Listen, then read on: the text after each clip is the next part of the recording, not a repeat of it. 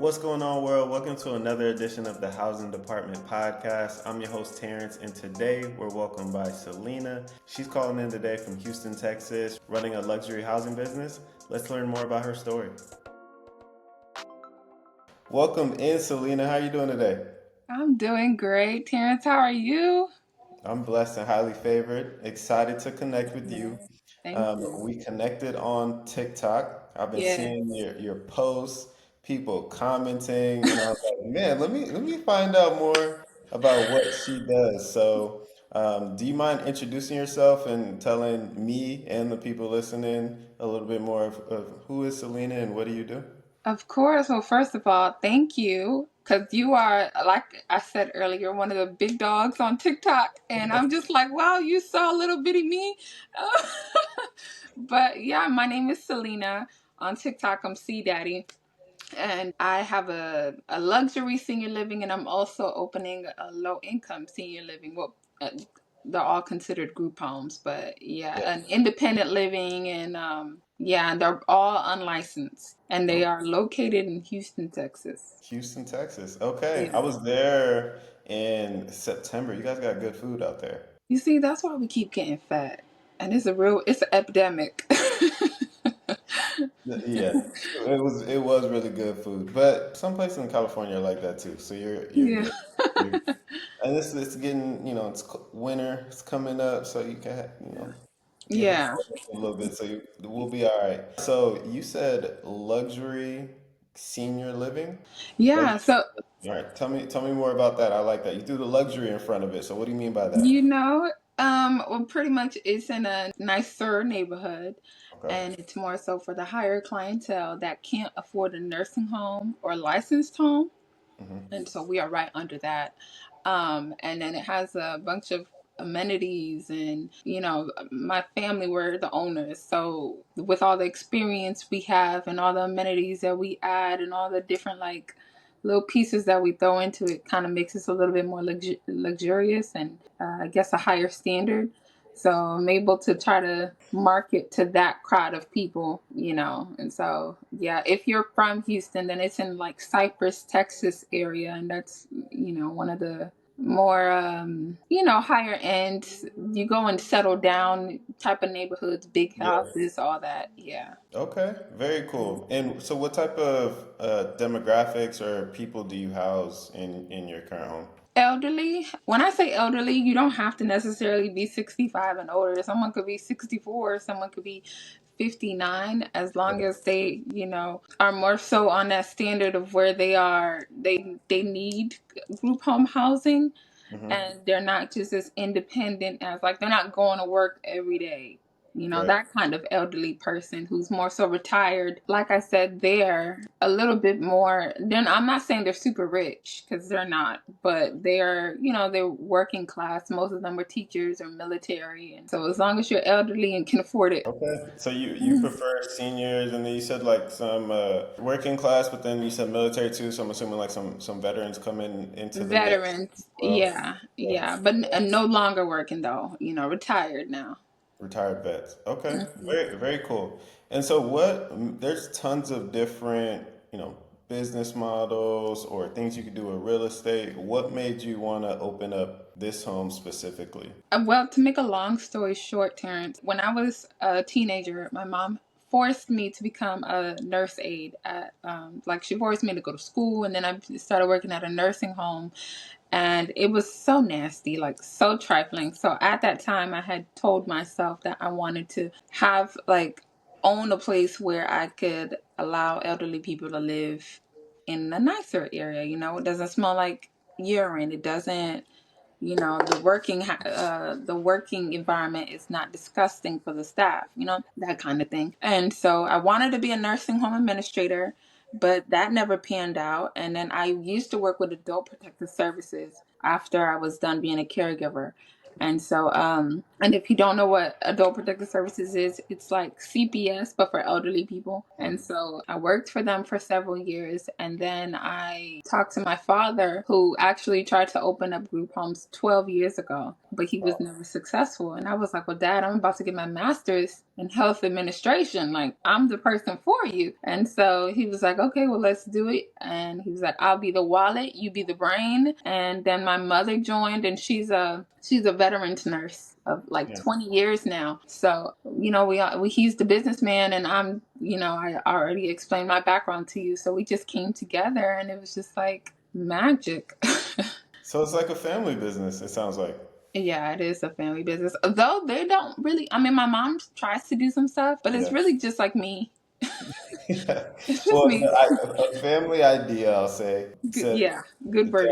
dad played more on the financial side of things. Mom Hmm. had the maybe some veteran connections, hopefully, Yeah, and then you're handling the most of the heavy lifting day to day. exactly. Exactly. Yeah. Yeah, that's That's exactly what awesome. it is. Very Yeah. cool. Talk to us a little bit about, I want to go back a little bit and then we'll jump back to where we are. Do you do this full time? Do you do something else as well? And then kind of what were you doing before opening up this home? Yeah, well, I actually do still have a 9 to 5 job. Yeah, I do still have a 9 to 5 job where I do inspections for healthcare facilities like clinics and stuff. And then I'm trying to get into IT auditing because I can therefore work from home. Well, healthcare IT auditing since I've been in the healthcare field for forever. And yeah, and then I'm also doing studying for my PhD, which is crazy. I'm Let's like, Selena, go. what the hell are you doing, girl? Like, go ahead and just stop. Just relax. I'm doing a little too much, but yeah, I'm studying for my PhD in healthcare administration. So it's tough, honestly. I don't know. Do you do it full time? I do it full time. I left it's been like actually a year now. I Yeah. left my 9 to 5. I was an account executive in November of last year, but I went all the way up to I think 6 homes while keeping a 9 to 5. So I love asking, people like yourself, like kind of where you are in the phase. Because my next question is, and this is primarily for someone who may be listening, because when you first getting started, you have to keep it your job to maintain what's going on. So how are Absolutely. you working on your time management to manage the home and you said working on your PhD plus your 9 to 5 job. Can you walk us through like or give advice to someone listening on how they would be able to better manage their time and do it all? I'm growing gray hair. I'm 30 years old growing gray hair. That's the answer to that. I don't have a great answer because I'm barely carrying my weight myself, but I would say really I just try to take it day by day. I don't tell myself that I can do it all in one day. Like for example, today I thought I was going to go over to the group home to, go handle a little bit of business, but I didn't make it. And I'm like, you know what? It's all right. I'll do it tomorrow. I'm just doing whatever I can and making sure I'm productive every day, but I don't force myself to get it all done in one day because that's where you just stretch yourself too thin and you end up wanting to quit. And I don't want to do that. Other than the PhD, I might want to quit that. I might want to let that one go, but everything else, I'm just taking it day by day. Yeah, well, you got Hmm. it. You might, if you already started, you might as well keep going. That way, as your son is growing up, all his friends will call you doctor. And that was the thing right there. That was like, Dr. Selena sounds really nice. It just slips off the tongue.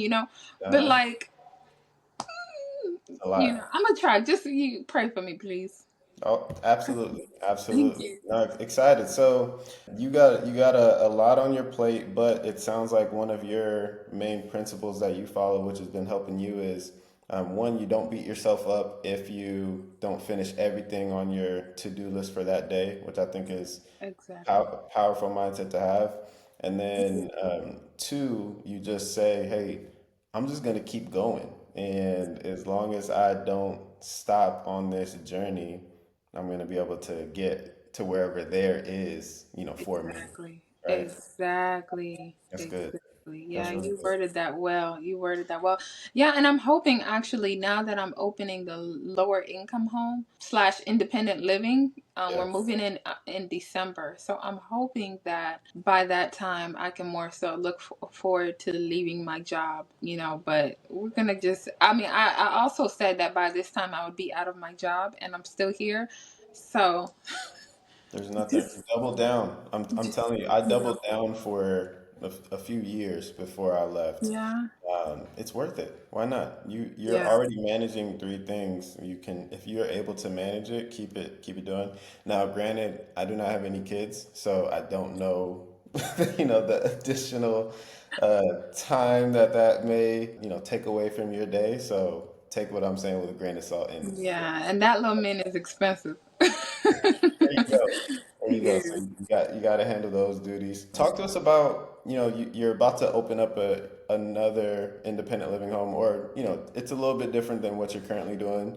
But walk us through your process of getting the home up and running. Like how do you start? And then you said you're about to open doors in December. If you don't mind, like giving us kind of your A to Z roadmap that's helped you been successful. Yeah, that's a good question. I'm sure it's a lot similar to how you probably did yours. First things first, I made the connections. Obviously, having the higher income one, ran into placement agents or like referral people, social workers that have connections with people who don't. It's easier to get people who don't have that much money than to get the people who do, because the people who do have a lot of money have their own house still, or they can afford it three times the rent for an apartment, so they can go and just get their own apartment or whatever, or they can live in a nursing home or a licensed home. But because I used to work with adult protective services, I know the need, and I drive around. You can see homeless people sitting outside all the time. So yeah, my first thing was to make the connections, and once I felt comfortable enough, I was like, okay, well, I'm going to start looking for houses. And my process looking for houses really starts with, of course, online searching for houses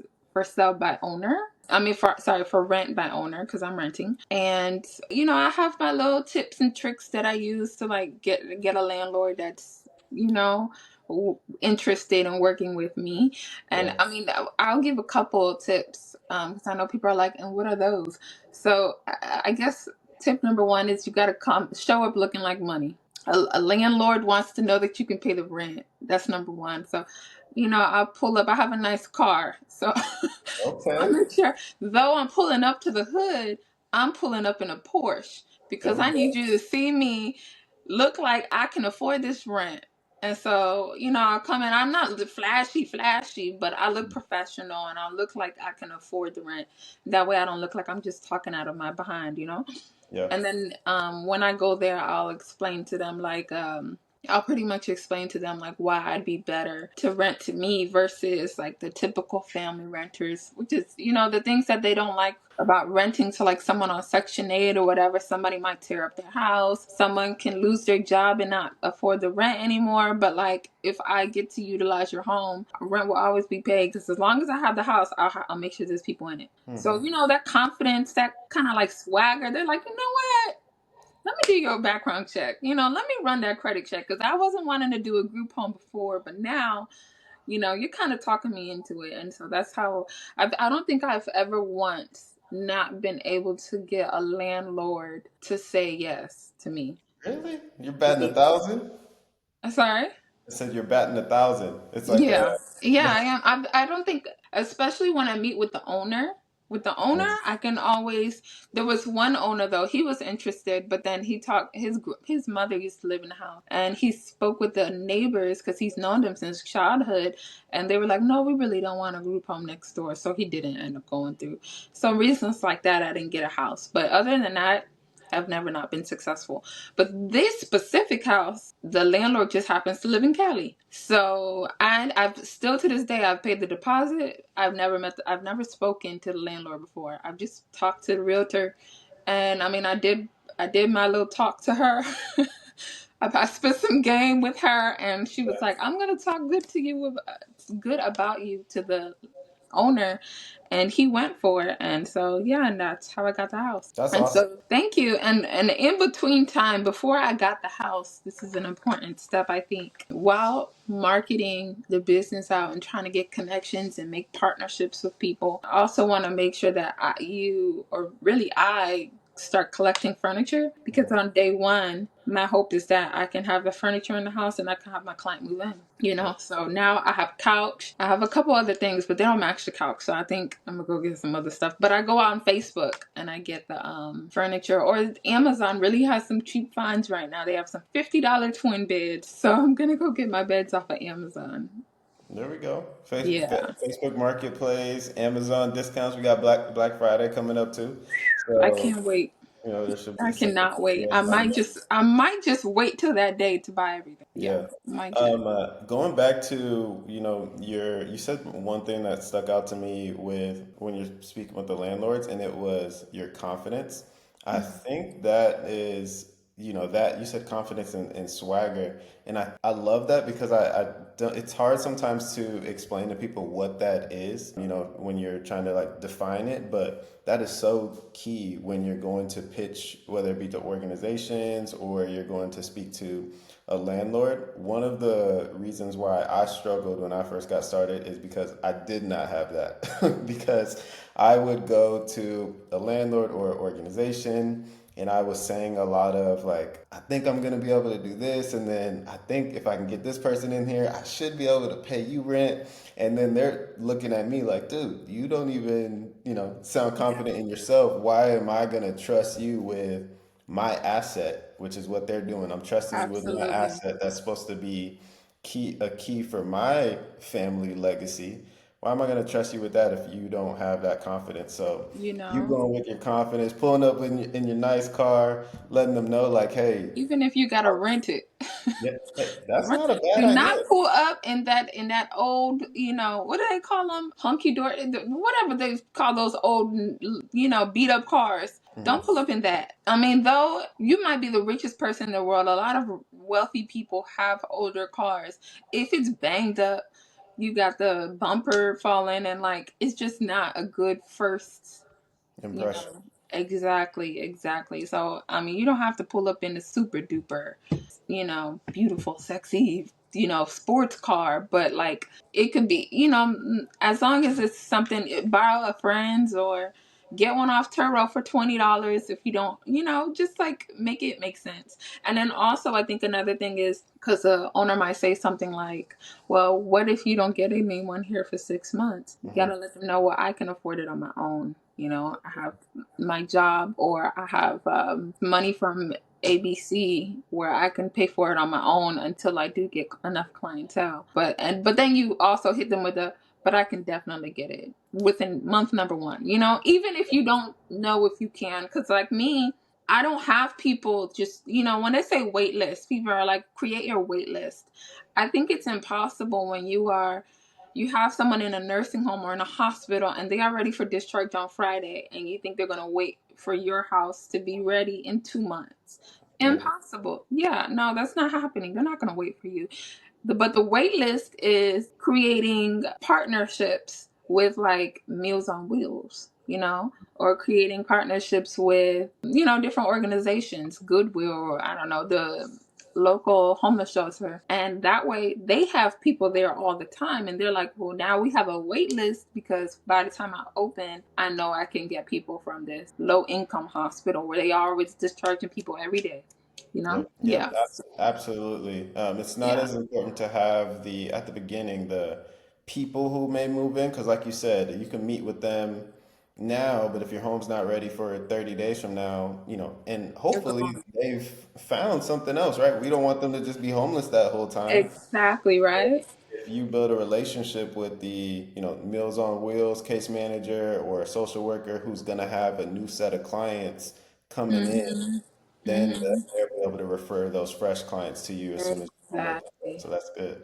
Exactly. Exactly. Yeah, I have a question for you. Do you house like the mentally ill or like people with addiction issues? I do, yeah. So I've housed over the years like all demographics. Right now, for the mental health side of things, I focus solely on individuals with bipolar or depression. I have housed individuals who also had schizophrenia, but I've came across some challenges with that. Really, just on the because I don't offer medication management, so first few months everything would be great, and then after that, if someone stops taking their medication, then they may start to cause issues for the home. I do have actually one individual who's schizophrenic who gets the shot every month, and that has been great for him. It changed his life once he got on that, and he's one of my favorite residents actually currently. Yeah.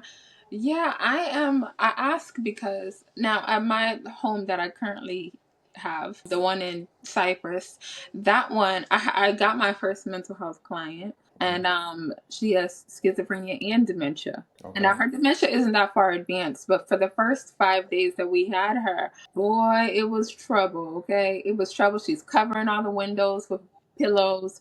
She's telling people, "Don't come this to this side of the hallway. This is my space. These are my two rooms," and blah, blah. Like it was just, and then she started getting volatile, and obviously we had to do a mental health warrant on her. Yeah. And we were, I thought she was because she's going. It's a whole bunch of things with guardianship and all that. But anyway, long story short, I thought she wasn't going to end up coming back, but they couldn't find anywhere else for her to go. And so I was like, yeah, she's welcome to come back, but she needs to take that shot. Hmm. Otherwise, it's a no go, no bueno. And so they did end up deciding to give her a shot. She's been back and she's been a lot better so far. But I just get nervous because, like, when I used to work at Adult Protective Services, I had people who were, schizophrenic, bipolar, all the things, and causing chaos. And Yeah. I'm like, I don't have it in me. Or like the people who have drug addictions, and one day they just decide, what, I don't really want to be here anymore. I'm gonna leave, and rent is due tomorrow, but I'm gonna take this money and go buy some drugs. And then it's just like, what do you do like a direct deposit kind of thing where you just automatically take money, or like how do you make sure you get paid if someone wants to stay there? Now let's say they don't move out, they want to stay there, but their mental addiction, their mental health problem or their drug addiction or alcohol, whatever, makes them want to like go spend the money on something else or not pay you at all.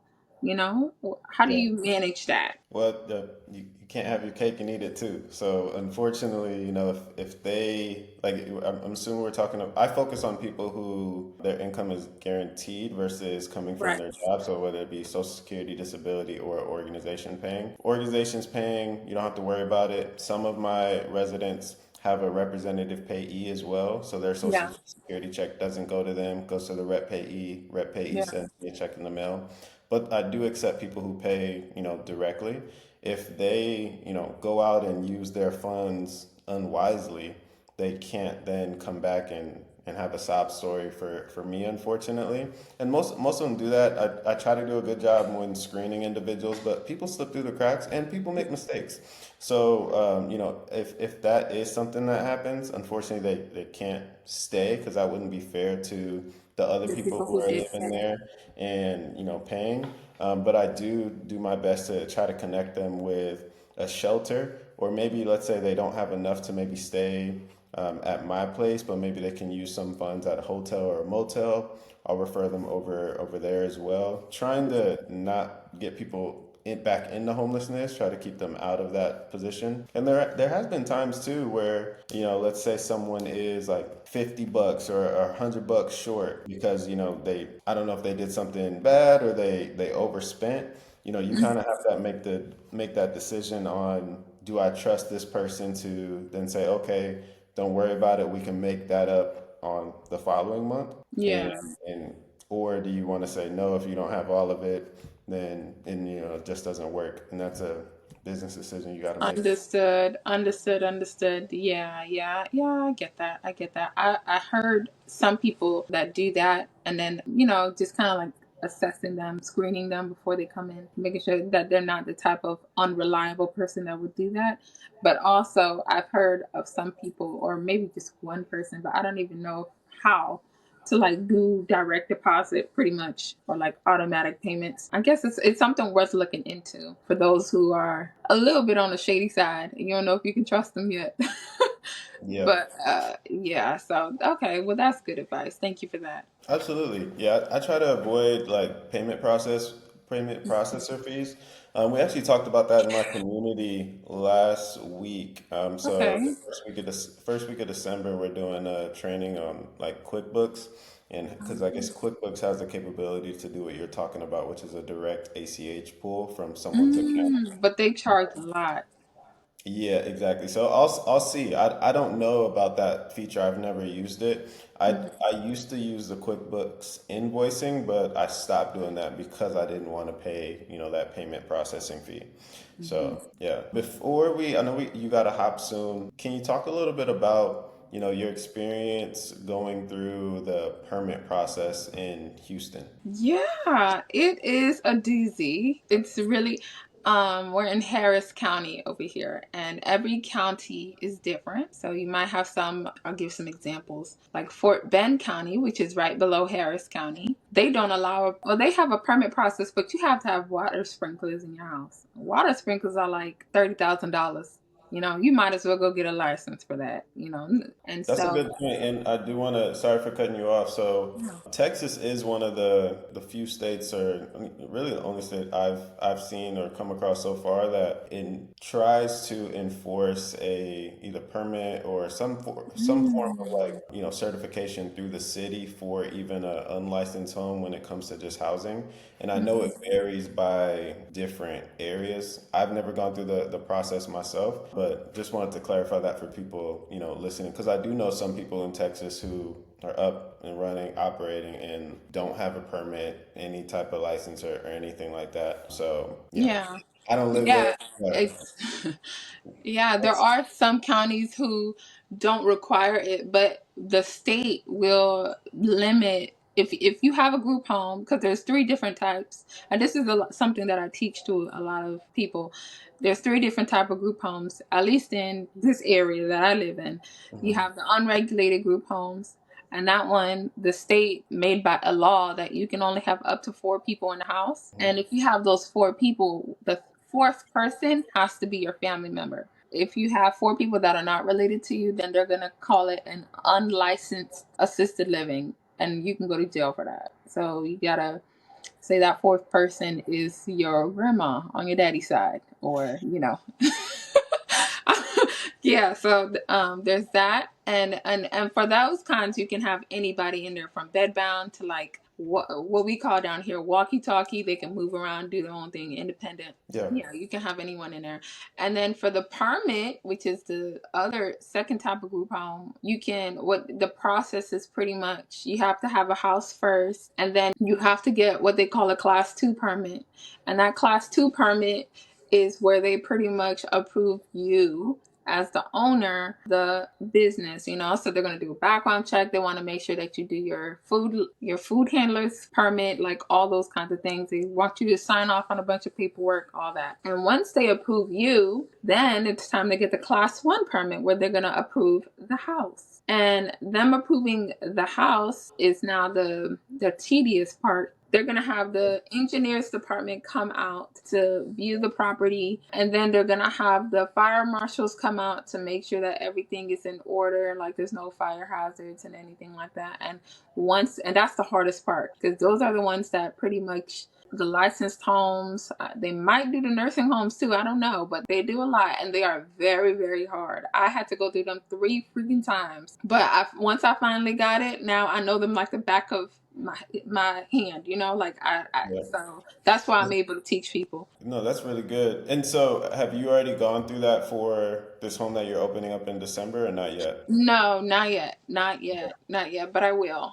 I will. And then the last part, you have to go through the sheriffs, who are the ones who officially say, okay, you have a boarding home permit now. And then you are able to operate. And they'll tell you how many people you're allowed to have, and all of that. So, but my house that I'm opening in December, the independent living, that one is in center. the center of Houston. So it's not, even though it's in Harris County, inner Houston, they're much nicer when it comes to when it comes to permits. Like they're not as strict. And so though they still have their necessities, I don't have to go through like a lot of the hard wiring in the walls. I don't have to do all that. So it should be an easier process for sure. Okay, nice. Well, we might have to have you back on to talk more I about would that, love or to. actually would probably love to invite you to speak inside my community one of these nights to Yeah. talk to people who Oh, are like in Texas. I think that would be cool. that would be amazing. I would love to see how that works. Yeah. Let's do it. Well, I know you. I know you got to run. I want to be respectable of your time. Before you hop off, I know I said that already. Any words of encouragement to someone who's listening to this and maybe considering opening up a home?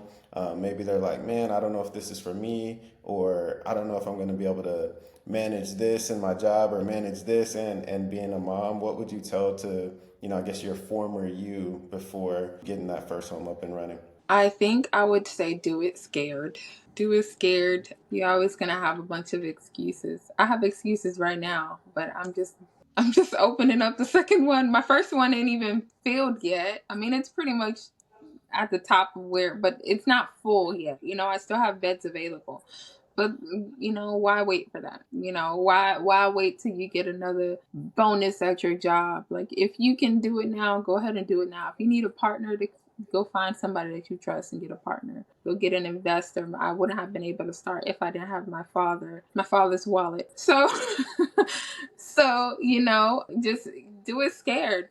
Get it done. Do it scared, and you'll eventually get where you want to be. And also keep following what Terrence tells y'all to do. Join that community. This guy knows it all. Okay? So take his advice seriously, and you'll make it. You'll make it. Appreciate the kind words, Selena. You're awesome. And you said it on the at the beginning, but what's your TikTok handle so people can go and follow you if they're interested? Yeah, it's C.Daddi. I think there's an underscore there. So C Daddy. Perfect. Well, again, Selena, again, thank you so much for taking the time to connect. It was very nice meeting you, learning more about your journey, and we'll definitely have you back on in the future. Terrence, thank you so much for inviting me. This is fun. This is Absolutely. really good. Yeah.